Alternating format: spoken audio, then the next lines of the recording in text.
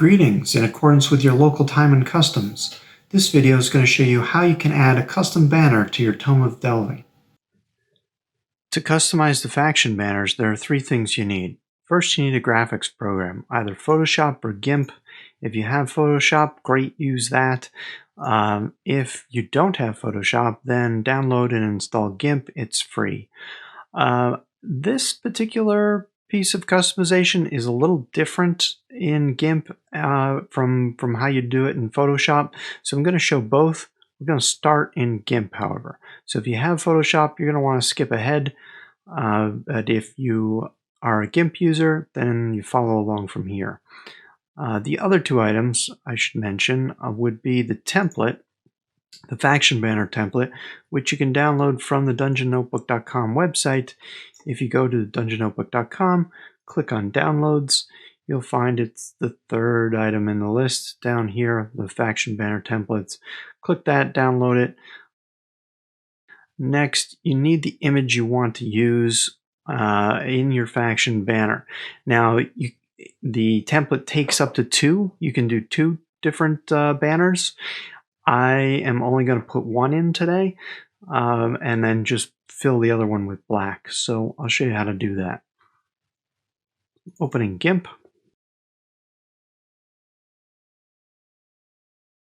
Once Gimp is started up, then you can open the template.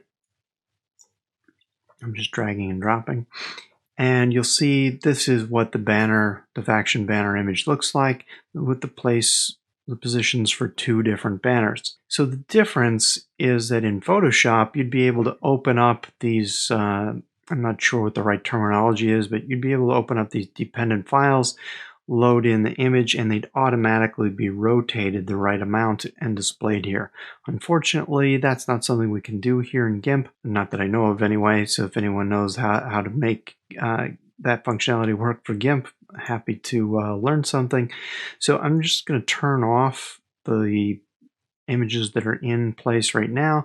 You can see this is the spot or my banner image. So what I need next is the image itself. In this case, I'm using the Emerald Enclave image. I downloaded one from the web and manipulated it a bit so it would fit. So when I drag it into here, you can see that the size is very different. That's because this original image is sized for the web. It's not sized for print, so it's way too small. I need to scale it up.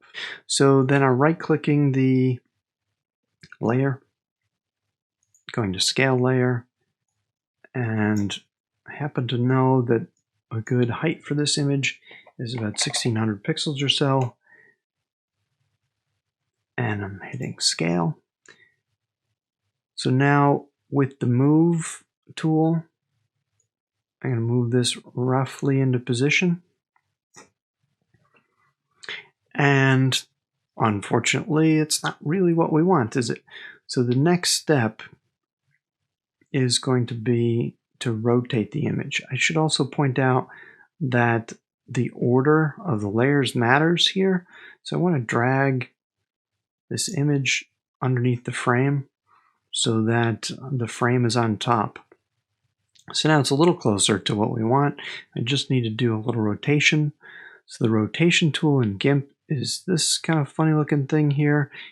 We grab that rotation tool, and at that point all you do is click, and unfortunately it brings that layer to the foreground so we can't really see if it's fitting particularly well.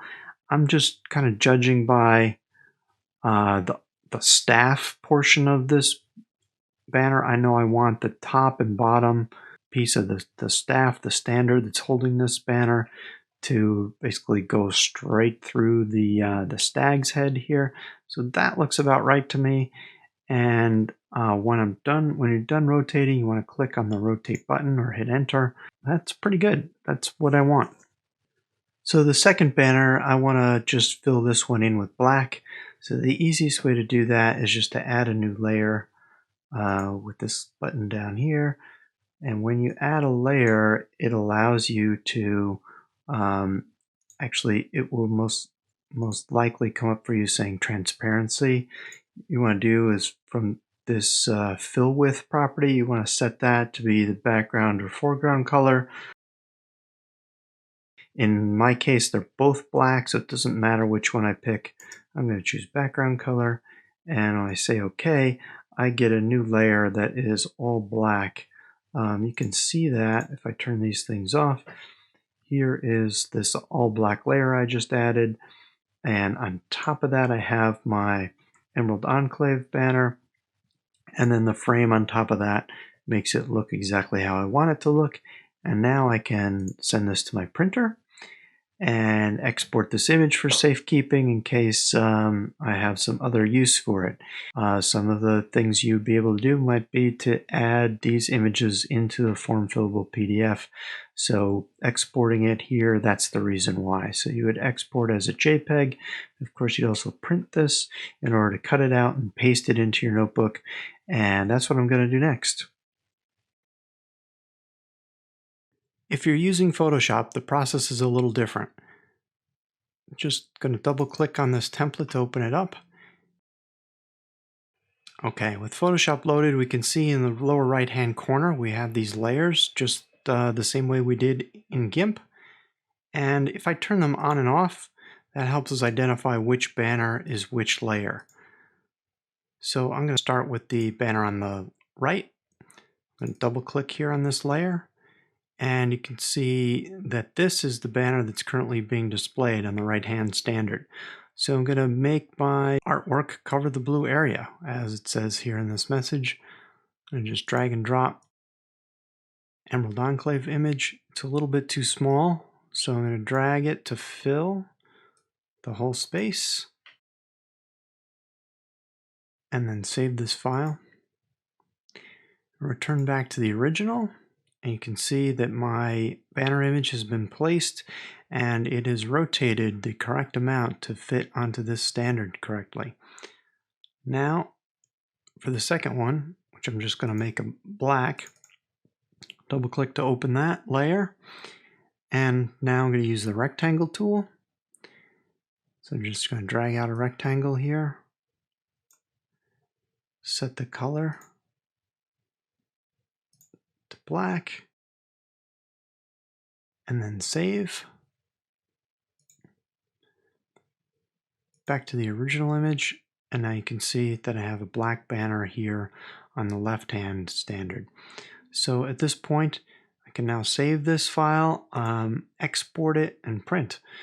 So I'm going to print it. I'm going to export this as a JPEG, and then we're going to cut it out. Once you've cut out your image, the next step is to glue it in. So you're going to want a piece of scrap paper like I have here, of course your cutout image, and a glue stick. We want to use some kind of glue that is going to be relatively dry. Moisture is of course the enemy of paper, so you want the driest glue you can find. And I'm using this, this glue stick, Scotch Create. I'm sure there are plenty of other brands you could use, but something that's, as I say, as dry of a glue as you can find is what you want to do for this task. So we're going to put the glue on. When you're applying glue with a glue stick, you want to hold the piece of paper you're putting the glue on in one spot and start there with the glue stick and go away from that spot that you're holding. You never want to go back towards your anchor point.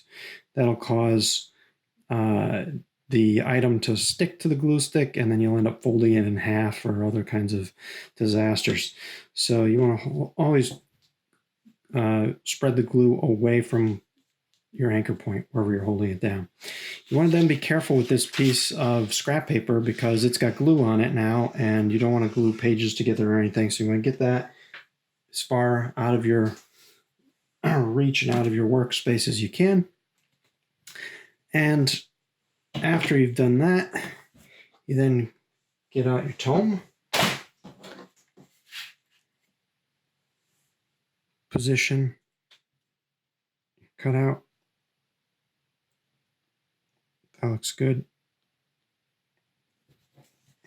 You can smooth it down at first with your fingers, and then if you have a credit card, or some other sort of flat plastic item, you can smooth it down the rest of the way with that.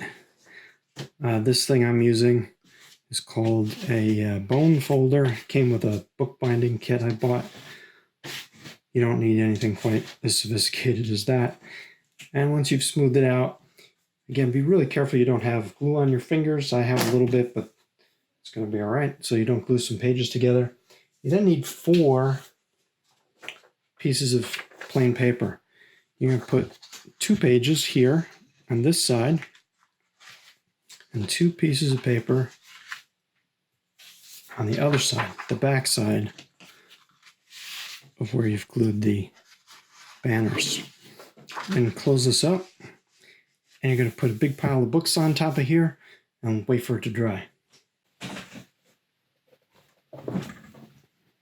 I'd say 18 hours at least, but if you're in a hurry, you could go a little bit less. In any case, I'm going to leave it there, and we'll take a look at it tomorrow. It's about 18 hours later, and let's see what we've got. Take these books off.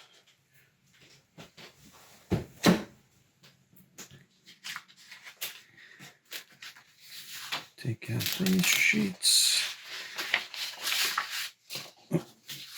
This isn't the full Tome of Delving I'm working with here. This is a signature from out of the production run because I don't have the actual books just yet. You can see here's my faction banner. I can feel that it is perfectly flat. You might be able to tell that there is some wrinkling in these extra sheets of paper here. Not sure if the camera's really picking that up very well.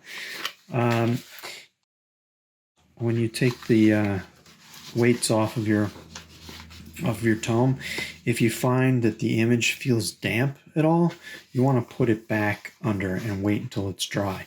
If you take it out early where it's still damp, there's some risk that leaving it to dry without the weight on it, that last little bit of drying that it's doing, will then wrinkle, and you'll end up with some ridges and bumps here in the in your book. So to avoid that, you want to make sure that it's totally dry.